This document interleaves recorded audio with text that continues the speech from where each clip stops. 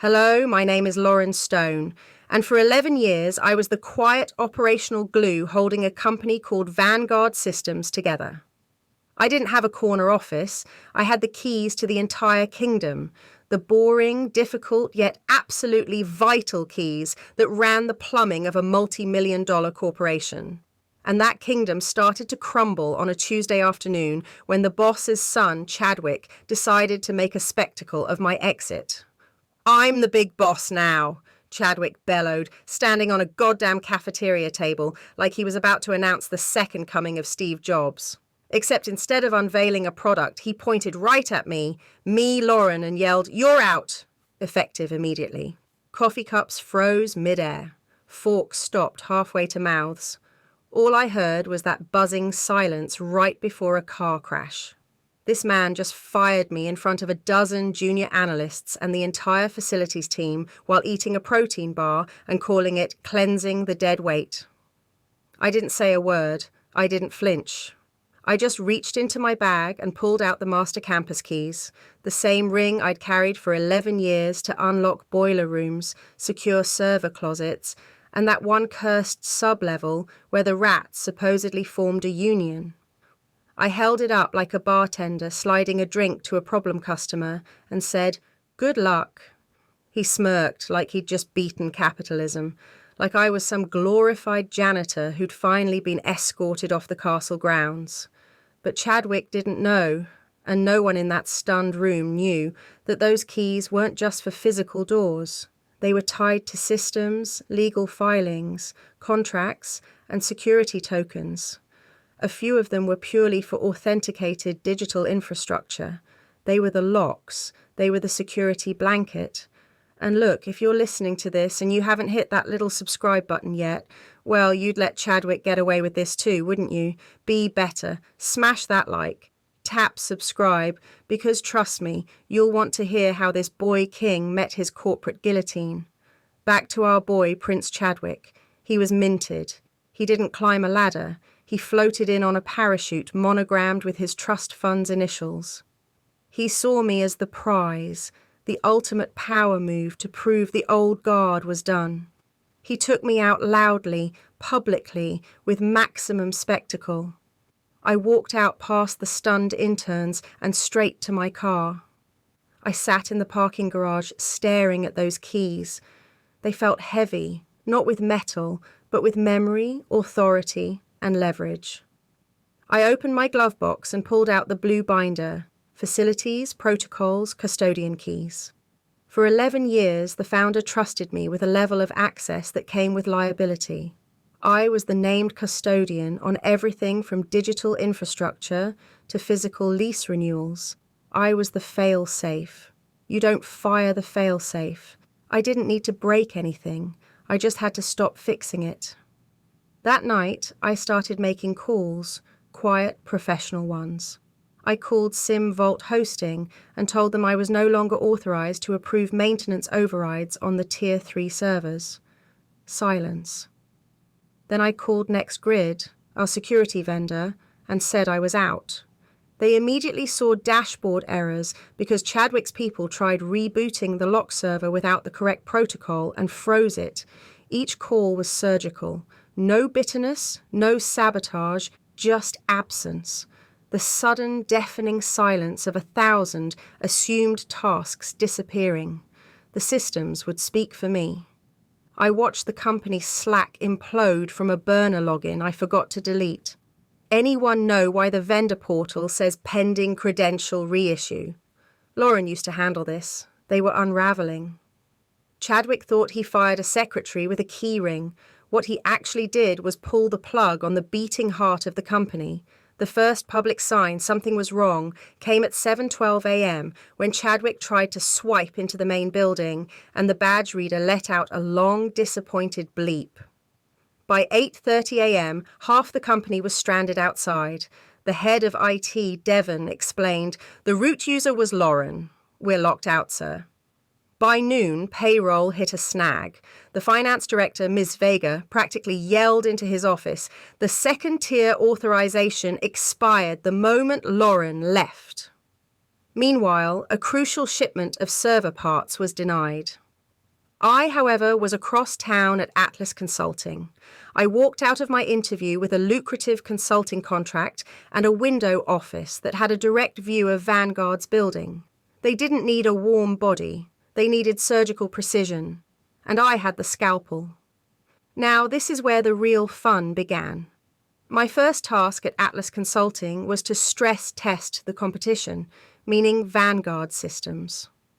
My new boss, Dana, knew I had the institutional memory, but she didn't know I had the receipts. I immediately got to work, not on Vanguard's internal systems, but on their out-facing partnerships.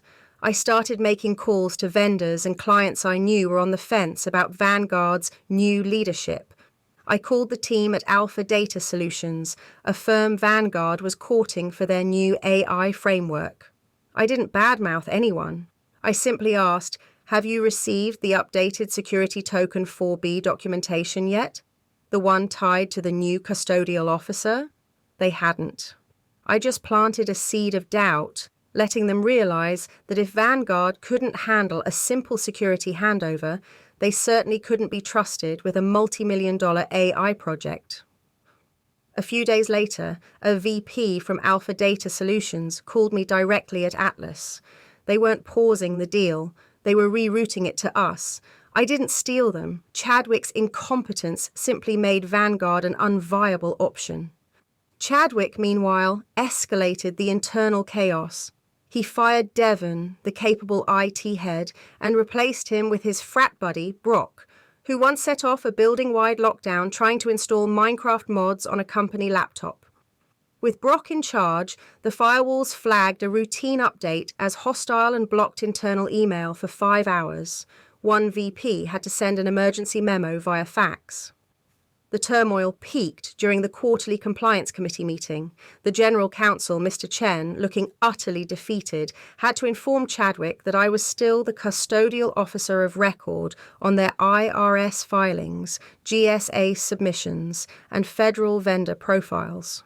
Chadwick, in his arrogance, had assumed compliance was just a form to check.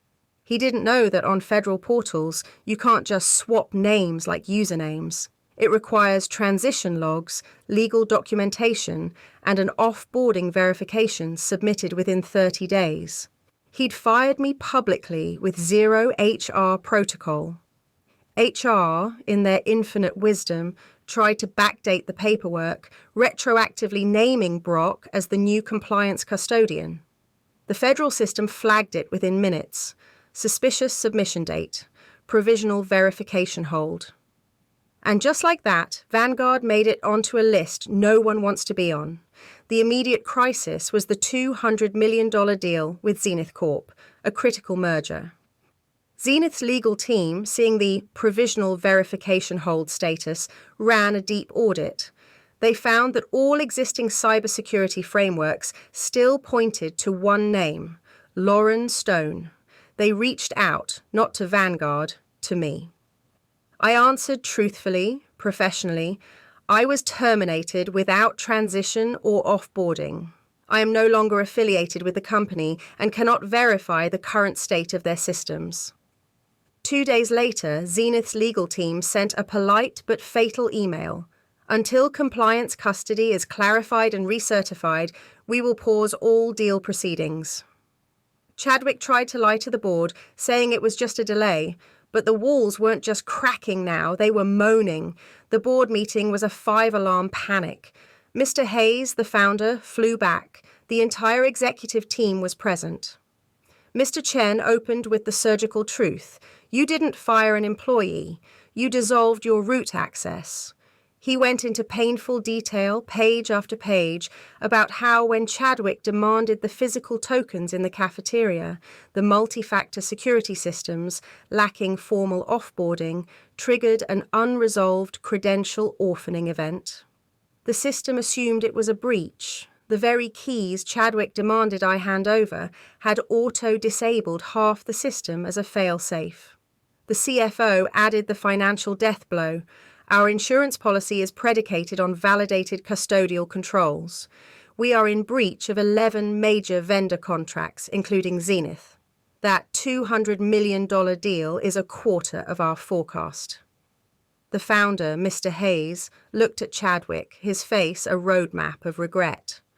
Chadwick, now pale and stuttering, tried to blame me. She didn't leave clear instructions. She made it hard to replace her. She probably planned this. Mr. Chen, the general counsel, corrected him with brutal honesty. She didn't do anything, sir. She just left. You're the one who opened the door and never thought to check if the floor was still there. The deal died the next morning. Zenith Corp sent a formal withdrawal. The final piece of the trap was revealed. The campus lease still had my name on it. During a frantic expansion 3 years ago, I had signed it under a clause that in the event of executive absence or leadership disruption, the transition control would fall to the custodial officer. They had forgotten I was on the paperwork because Chadwick never read the fine print. I was sitting in my new office, sipping coffee, when the text came in from an old colleague. They just realized the campus lease still has your name on it. It lists you as the transition authority in case of ownership change. The phrase irrevocable custodial clause is hanging in the air like a guillotine. At 9:42 a.m., I left my new office and crossed the street. I didn't sneak in. I walked past reception like I always used to. I smiled, held up a small metal ring, my last 2 keys, now obsolete. Just returning some trash, I said, dropping them onto the tray on the counter. The receptionist whispered, "Should I tell them you're here?" I took 1 step back, looked toward the closed boardroom door, and offered the faintest smile. "Tell them," I said, turning on my heel to walk back to my new, peaceful and profitable life. I didn't wait for a response. I never looked back because revenge wasn't the goal. Understanding was. And now the boy king and his father understood the hard way what the quiet glue was worth. Appreciate you sticking around, you wise old rebels. Smash that subscribe button, or this fossil might just cause another epic fiasco.